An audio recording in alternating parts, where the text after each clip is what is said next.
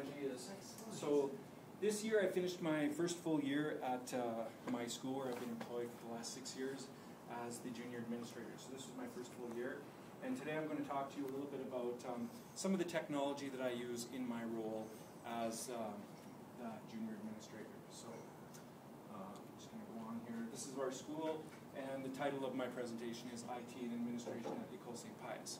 And it's somewhat serendipitous that I get to present my spiel right after Ted Erickson, because I'm going to talk to you a little bit about today about how I went about developing our school's new website, which uses WordPress. And so in the past, we at CSSD we could use sort of whatever tool was available to us to develop a school website. And I used Wix, and this was the website that I designed. Now, it was okay, and I thought I had designed it with the end user in mind, but the comments that I had gotten over the past year, and apparently things were hard to find on there, and people didn't like it, or whatever, I thought it looked nice. But this all changed in January or February this year when we all got a message saying that these kind of websites weren't going to be supported anymore. So part of the reason for that is because they want all the websites of all the schools in the district to be standardized and to have the same sort of look and feel and those kinds of things. So that was when I said to myself, well, gee, I'm going to have to redesign this and learn this WordPress thing anyways. And I thought I was saving myself work by using Wix, when last year I should have just gone ahead and done the WordPress thing anyways. But my principal at the time encouraged me to use Wix, and he looked at my site and said, oh, you've done all this work already, you might as well just do that. So that's what I did. So then in January this year, I started thinking about this, and I got our login for the Wix, or for the WordPress, and I started working on that. Now I was going to talk today about the difficulties that go along with WordPress and all those kinds of things. And this is our login page. And the district does offer a little bit of support in the way of little videos that are kind of made with the recorder on the computer. And so you can watch these. But these are pretty basic, and I kind of knew already how to do all this, like pasting from Word, and I knew basic HTML code and all those kinds of things. So these weren't very useful. I needed help with designing the website from an end-user perspective, and that was where I kind of struggled. The content, well, what do I put in the website? And what kind of information do the end users need to have? So as I was struggling through these kinds of things, I met with the parent council, and I explained to them that I was developing this new website and that I was doing all this. And one of the ladies that is on the parent council sort of has a little bit of experience with websites, and she said, well, maybe I could help you out, and I'll give you some feedback, and we'll sit down together and we'll architect this website. And so that helped me out a lot.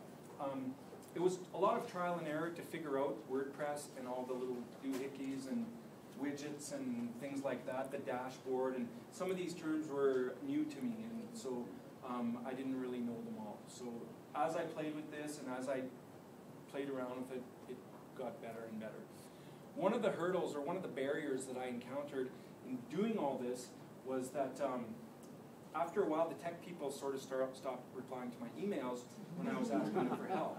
So I would ask them, like, for example, well, how do you get this picture to center, or how do you get this to do this, and so on and so forth. And what are all these themes called? And there's like these weird names for themes that I had never heard of, and like the one that I finally settled on was Atahualpa. And all the themes do different things, and you can add these widgets and menus and all kinds of stuff. So it was a lot of time after hours spent playing with this stuff to learn it. So that's the theme that I finally settled on. So listening to Ted just before I'm talking about this, really struck home the things that he was saying about, designing with the end user in mind and doing all those kinds of things. So that's our website right now as it looks. And it's got, and I don't want to compare myself to the U of L website or anything like that, but it does have, like, it was my parent architect that came up with these headings, and she's the one who said, well, we really need to have these kinds of things. And one of the big things that the parents all wanted was calendars and easy to see sort of what's coming up and so on and so forth. So this event list, I figured out how to use that, and I thought, wow, that's a really cool thing, because I just plug in those events and they show up automatically on the calendar. And then when the event is finished, you don't have to go back and take them off. They just disappear automatically on their own. So there were features there that I thought, well, these people are going to really like these kinds of things, so I went with that. Different, like this kind of thing, for example, on this side, this is just like a chunk of, like a rectangular thing, a widget that you just put in there, and you can just put any kind of text.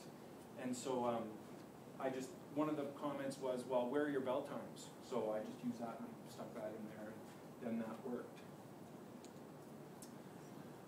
Another sort of pilot project that I'm going on this year, now this was brought forward to me probably in about April or May by the school secretary, was that the district supports the use of Conference Manager. Conference Manager is an online booking system for parent-teacher interviews, and as I talked about it with the principal and the secretary, we thought, well, this would save the secretary about 2 or 3 days worth of work, organizing all the interviews, booking them, and doing an Excel spreadsheet, and then giving that all to all the teachers, and then having to field all the phone calls from the parents and saying, well, I need to change my interview time, and so on and so forth. But that gets rid of all that.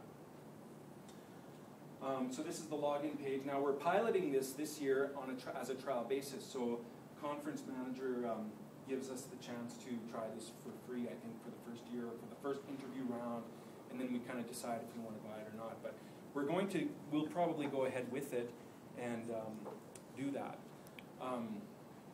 The big thing is that the district supports this. The only thing is that the school has to pay for it. It costs about $500 a year, but then we can get the secretary to do other stuff instead of having to field all those calls and organize that kind of stuff. I've got some of the screenshots that are going on with this. This was really easy to set up. I emailed the person in charge, and then she sent me back an Excel spreadsheet and said that had what information she needed to get us started. I emailed that back, then I got the keys to the website, so I go in there now and I can make changes and adjust all those kinds of things. And once I found that playing with these sort of online tools and organizational things, they sort of all work a little bit similarly. You know, you put in your username and your password, and you can go in and you can adjust the settings and kind of pretty much make it do what you want. So far, all I've got is the staff in there, and I've got like a schedule. Parents have to register first, so September 1st the registration process happens. I'm anticipating that parents, through our website, I'll make a blog post and I'll say, okay, you can go on there and register yourself now, and that's going September 1st. Then the system opens to parents September 12th at 6 a.m. and then they can go on there and start booking their interviews for our first oral interviews, which are September 16th. And so this is just a shot of what it's going to look like when the parents are on there. And I can manually add parents myself. Let's say if somebody doesn't have internet access at their house or whatever, I can go in there and add them. We don't have very many people who don't. Luckily, I work in a place where most people are pretty tech savvy, and they at least have an internet connection at home, and they can manage all those kinds of things. This is just a school profile with our information on there. From the login sort of settings area, I can go and look at the parent site to see what the parents are going to see when they log on. And right now it's closed because it's summer, and my contact information is there. The last thing I wanted to talk about this slide was that the district is going in this direction where they're and I think probably a lot of school districts are starting to do this, where they're contracting out services to web-based companies like this one.